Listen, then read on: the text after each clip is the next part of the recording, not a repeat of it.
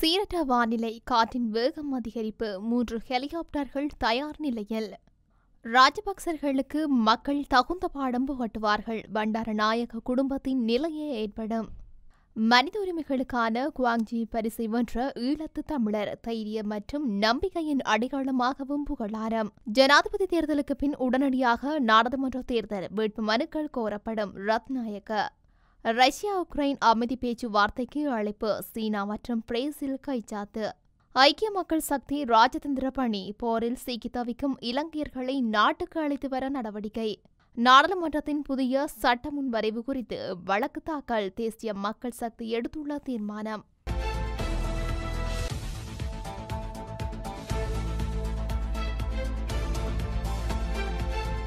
சீரற்ற வானிலையை கருத்தில் கொண்டு 3 ஹெலிகாப்டர்கள் தயார் நிலையில் வைக்கப்பட்டுள்ளதாக இலங்கை விமானப்படை தெரிவித்துள்ளது. அவசர நிலை தொடர்பில் தகவல் கிடைக்கும் நிலையில் இந்த ஹெலிகாப்டர்கள் மீட்பு பணிக்காக அனுப்பி வைக்கப்படும் என விமானப்படை ஊடக பேச்சாளர் துசான் விஜயசிங்க தெரிவித்துள்ளார். இதன்படி கட்டுநாயக்க, ரத்மலானை மற்றும் ஹிங்குரகொட விமானப்படை தளங்களில் குறித்த ஹெலிகாப்டர்கள் நிறுத்தப்பட்டுள்ளதாக அவர் குறிப்பிட்டுள்ளார். இதற்கமைய 2 பெல் 212 ஹெலிகாப்டர்களும் MI-17 ஹெலிகாப்டர் ஒன்றும் தயார் நிலையில் வைக்கப்பட்டுள்ளதாக தெரிவிக்கப்பட்டுள்ளது. இந்த நிலையில் அனர்த்த முகாமைத்துவ மத்திய நிலையத்தின் அறிவுறுத்தலுக்கு அமைய மீட்பு பணியாளர்களும் தயார் நிலையில் இருப்பதாக தெரிய வருகின்றது. இதனிடையே நாடு முழுவதும் தென்மேற்கு பருவக்காற்றின் வேகம் அதிகரித்துள்ள நிலையில் அவ்வப்போது மணத்தியாலத்திற்கு 50 தொடக்கம் 60 கிலோமீட்டர் வேகத்தில் பலத்த காற்று வீசக்கூடும் என வளிமண்டலவியல் திணைக்களம் தெரிவித்துள்ளது. இதன்படி மத்திய மலைநாட்டின் மேற்கு சரிவுகளிலும் வடக்கு, வடமத்திய, மேல், தெற்கு மற்றும் வடமேல் மாகாணங்களிலும் திருகோணமலை மாவட்டத்திலும் இவ்வாறு காற்று வீசக்கூடும் என எதிர்வு கூறப்பட்டுள்ளது. இந்த எச்சரிக்கை நாளை காலை 10:30 மணி வரை அமுலில் இருக்கும் என வளிமண்டலவியல் திணைக்களம் அறிவித்துள்ளது. நாட்டு மக்கள் தமது பக்கமே நிற்கின்றார்கள் என நினைத்துக் கொண்டுள்ள பொதுஜன பெரமுனவுக்கு இந்த ஆண்டு இடம்பெறவுள்ள தேர்தலில் மக்கள் தகுந்த பாடத்தினை புகட்டுவார்கள் என உதய கம்மன்பில தெரிவித்துள்ளார். பொதுஜன பெரமுனவின் பெரும்பாலான உறுப்பினர்கள் ஜனாதிபதி ரணில் விக்ரமசிங்கவை பொது வேட்பாளராக களமிறங்குமாறு ராஜபக்சர்களிடம் வலியுறுத்தியுள்ளார்கள். இதன் காரணமாக பொதுஜன பெரமுனவின் ஆதரவுடன் ஜனாதிபதி ரணில் விக்ரமசிங்க மக்கள் ஆணையை பெற்று மீண்டும் ஆட்சிக்கு வந்தால் பண்டாரநாயக்க குடும்பத்துக்கு ஏற்பட்ட அரசியல் நிலைமைக்கு தமக்கும் ஏற்படுமோ என ராஜபக்சர்கள் அச்சமடைகின்றார்கள் எனவும் அவர் தெரிவித்துள்ளார். மேலும் பொதுஜன பெரமுனவின் ஜனாதிபதி வேட்பாளர் யார் என்பதை தாம் எதிர்பார்த்து காத்திருப்பதாகவும் அரசியலமைப்பின் பிரகாரம் ஜனாதிபதி தேர்தல் முதலில் நடத்தப்படும் என ஜனாதிபதி மீண்டும் உறுதிப்படுத்தியுள்ளார் எனவும் தெரிவித்துள்ளார். ஜனாதிபதி தேர்தலுக்கு முன்னர் பொது தேர்தலை நடத்தினால் அது ஜனாதிபதிக்கும் நாட்டுக்கும் பாதகமாக அமையும் என சுட்டிக்காட்டிய கம்மன்பில ஜனாதிபதி தேர்தலுக்கு முன்னர் பொது தேர்தலை நடத்துமாறு பொதுஜன பெரமுனவின் ஸ்தாபகர் பெசில் ராஜபக்ச தொடர்ந்தும் வலியுறுத்தி வருவதாகவும் தெரிவித்துள்ளார்.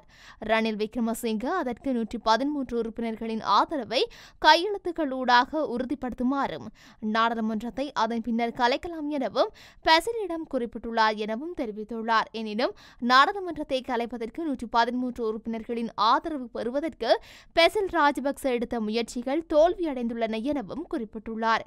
ஸ்ரீலங்கா பொதுஜன பெரமுனவின் பெரும்பாலான உறுப்பினர்கள் ஜனாதிபதி பக்கம் இணைந்துள்ளனர். ஆகவே அந்த கட்சியின் தலைவர் யார் என்பது தற்போது கேள்விக்குறியாக உள்ளது எனவும் கம்மன்பில தெரிவித்துள்ளமை குறிப்பிடத்தக்கது.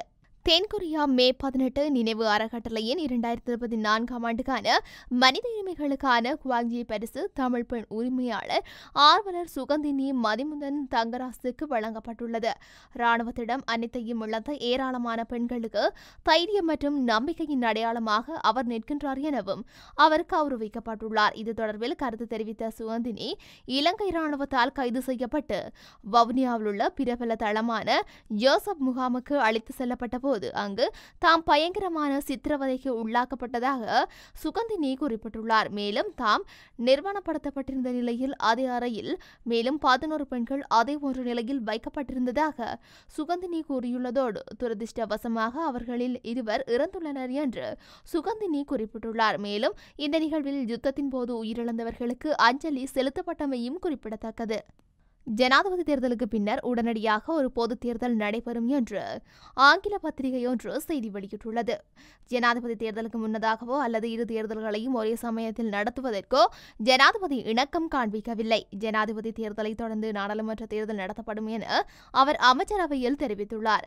அரசியலமைப்பின் பிரகாரம் ஜனாதிபதி தேர்தல் நடைபெற்றதன் பின்னர் உடனடியாக பொதுத் தேர்தல் அறிவிக்கப்பட வேண்டும்.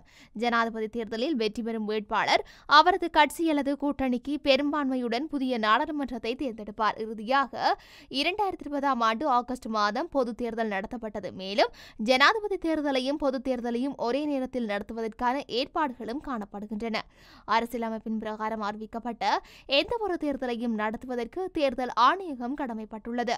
2024 ஆண்டு செப்டம்பர் மாதம் 16 தேதிக்கும் அக்டோபர் மாதம் 17 தேதிக்கும் இடைப்பட்ட ஒரு நாளில் அடுத்த ஜனாதிபதி தேர்தல் நடைபெறும் என தேர்தல்கள் ஆணைக்குழுவின் தலைவர் RML ரத்நாயக்க தெரிவித்துள்ளார். இந்த நிலையில் குறித்த காலப்பகுதிக்குள் ஜனாதிபதி தேர்தலை நடத்துவதற்கு வேட்புமனுக்கள் கோரப்படும் என தெரிவிக்கப்பட்டுள்ளது. ஜனாதிபதி தேர்தலுக்கான தேர்தல் பதிவேடு உருவாக்கம் உள்ளிட்ட அத்தியாவசிய நடவடிக்கைகள் ஏற்கனவே ஆரம்பிக்கப்பட்டுள்ள நிலையில் மேலதிக ஏற்பாடுகள் மற்றும் தயார்படுத்தல்கள் இடம்பெற்று வருவதாக தெரிவிக்கப்பட்டுள்ளது. ரஷ்யா உக்ரைன் போர் நிறுத்தத்திற்கான அமைதி பேச்சுவார்த்தைக்கு சீனா மற்றும் பிரேசில் ஆகிய நாடுகள் அழைப்பு விடுத்துள்ளன. இரு நாடுகளின் பங்கேற்புடன் அமைதி பேச்சுவார்த்தைக்கு அழைப்பு விடுக்கப்பட்டுள்ளதுடன் இதற்கான கூட்டு அறிக்கையில் சீனா மற்றும் பிரேசில் ஆகிய நாடுகள் கைச்சாத்திட்டுள்ளன. பேச்சுவார்த்தை மாத்திரமே சாத்தியமான தீர்வு என நாடுகள் நம்புகின்றன என்று அந்த அறிக்கையில் குறிப்பிடப்பட்டுள்ளது. மேலும் இரு நாடுகளும் சர்வதேச அமைதி மாநாட்டை ஆதரிக்கின்றன. ரஷ்யா மற்றும் உக்ரைன் ஆகிய இரு நாடுகளும் அங்கீகரிக்கும் சரியான நேரத்தில் அனைத்து தரப்பினரின் சம பங்கேற்புடனான நியாயமான விவாதம் இடம்பெறும் எனவும் குறித்த அறிக்கையில் தெரிவிக்கப்பட்டுள்ளது. அமைதி பேச்சுவார்த்தையின் போது அனைத்து தரப்பினரும் 3 கொள்கைகளை கடைபிடிக்க வேண்டும் என கூறப்பட்டுள்ளது.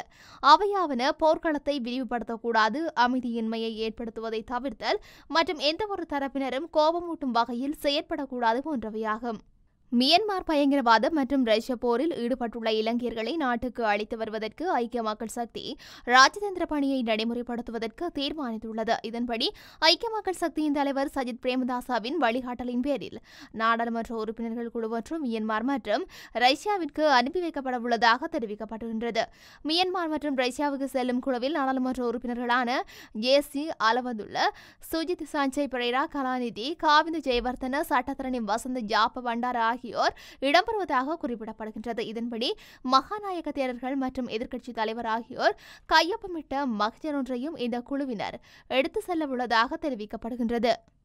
நாடாளுமன்றத்தில் சமர்ப்பிக்கப்பட்டுள்ள பொருளாதார மாற்றம் தொடர்பான சட்ட முன்வரவை எதிர்த்து உச்சநீதிமன்றத்தில் வழக்கு தாக்கல் செய்யவுள்ளதாக தேசிய மக்கள் சக்தியின் பொருளாதார சபை உறுப்பினர் சுனில் ஹந்துனேத்தி தெரிவித்துள்ளார். தேசிய மக்கள் சக்தியின் பொருளாதார சபை உறுப்பினர்கள் கலந்து கொண்ட விசேட ஊடகவியலாளர் சந்திப்பிலேயே அவர் மேற்கொண்டவாறு கூறியுள்ளார்.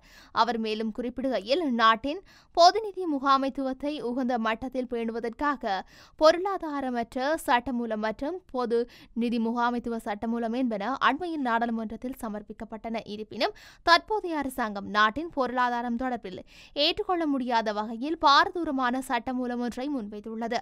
மேலும் அந்த சட்டமூலத்தில் முதலீட்டை சபையை இல்லாதொழிக்க வேண்டும் என முன்மொழியப்பட்டது. இந்த நிலையில் வணிகர் சங்கத்தினரிடமிருந்தோ தொழிலதிபர் சங்கத்தினரிடமிருந்தோ அல்லது தனியார் துறையில் உள்ள எவரிடமிருந்தோ அத்தகைய செயலுக்கான கோரிக்கை எதுவும் முன்வைக்கப்படாத நிலையில் அரசாங்கம் இந்த சட்டமூலத்தை குறித்த நோக்கத்தை தெளிவுபடுத்த வேண்டும். அதேவேளை இச்சட்டத்தால் பாதிக்கப்பட்ட அனைத்து பிரிவினரும் இணைந்து அதற்கு எதிராக செயல்படுவோம். மேலும் தொழிற்சங்கத்துடன் விவாதித்து அதற்கு எதிராக சிறந்த தலையீடுகளை செய்வேன் என கூறியுள்ளார்.